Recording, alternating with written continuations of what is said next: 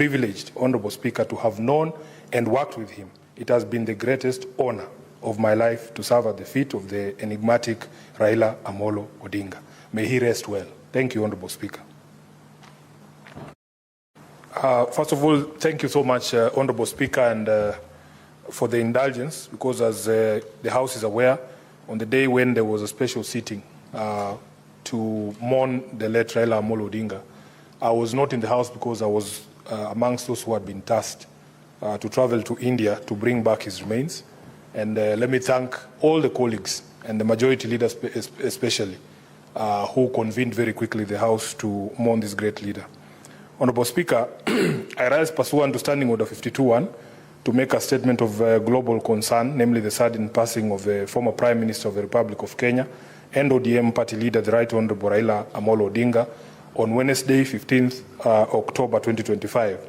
The entire nation received the news with shock and disbelief. Right Honorable Odinga had become a permanent fixture in the why to be written today. The sense of loss that we feel is both deeply personal and profoundly shocking. On behalf of the ODM party, with a firm commitment that as students of the late Raila Odinga, it behooves all of us that even at this difficult moment to remain true to his teachings.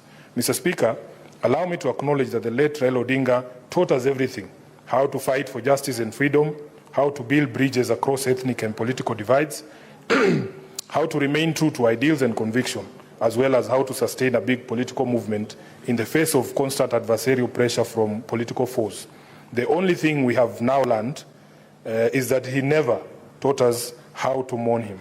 Admittedly, therefore, we may have fallen short of his standards and threshold during this mourning period, sometimes seeming to pull in different directions, while most often caught up in the evident confusion and emotional blur that accompanied the public outpouring of grief following the death of our beloved leader. We take responsibility for any shortcomings from the leadership during this particular period.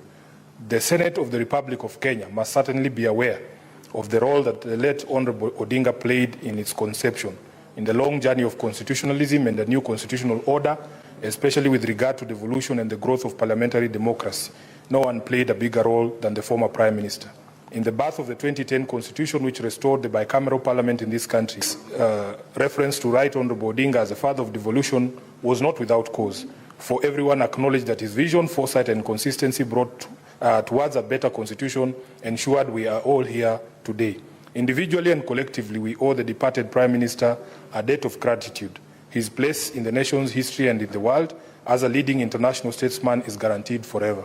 Be that as it may, Mr. Speaker, this period has also opened our eyes to the sheer popularity that the Honorable Odinga enjoys across the globe. The tributes have poured in from every corner of the world. His life have been quite touching, some of them quite creative, like the clip of Tanzanian youth jumping into the sea while holding celebratory placards, or random travelers breaking into renditions of the late Odinga's favorite tune, Jamaican Farewell, by Harry Belafonte. The love has been heartwarming. Even though this has been the most difficult period of our collective lives, the love and support has been phenomenal. Mr. Speaker, may I also pay tribute to the greater Odinga family, led by Dr. Oburu Oginga, who's now our new acting party leader, and Mama Ida Odinga for the long years that they not only shared their son, their brother, their father and husband with the world, but became a pillar on which he found comfort and safety through very turbulent years of a thoroughly consequential political life. Because of them, the Raila Odinga phenomenon was made possible. We will always celebrate them and the sacrifices they have made on behalf of millions. To all the heads of state and government across the world, to the supporters, the ordinary citizens and the admirers of Raila who mourned with us, we saw you, we heard you, and we say thank you. Mr. Speaker, the outpouring of grief since the death of our leader, manifested by the millions who turned up to bid him farewell, as well as the emotions and passion expressed by citizens so far, confirm what we have always known, that the Right Honorable Odinga was a people's living institution. Therefore, we stand on hallowed ground today when we mourn him. For millions of us, Baba was a compass showing us direction and acting as a standard bearer for courage and principled leadership. It's no exaggeration, therefore, to state that the Right Honorable Odinga is the greatest leader and politician that this country has ever had. No one in this country bore more scars, more humiliation, and made more sacrifices for the common good than our departed icon. In the face of such challenges as Raila underwent, lesser leaders would have capitulated and given in to the allure of wealth, greed, tokenism, and bad governance. But the great Raila held his head high, stuck to his conviction, and lived a life that became a school on its own. Finally, Honorable Speaker, today the nation stands together to salute its favorite son. His legacy lives on, his dreams alive in us. As he watches over us from a peaceful place, we make a solemn vow to never compromise on the principles he taught us and the ideals by which he lived. This was an icon of justice and democracy revered across the world. I am privileged, Honorable Speaker, to have known and worked with him. It has been the greatest honor of my life to serve at the feet of the enigmatic Raila Amolo Odinga.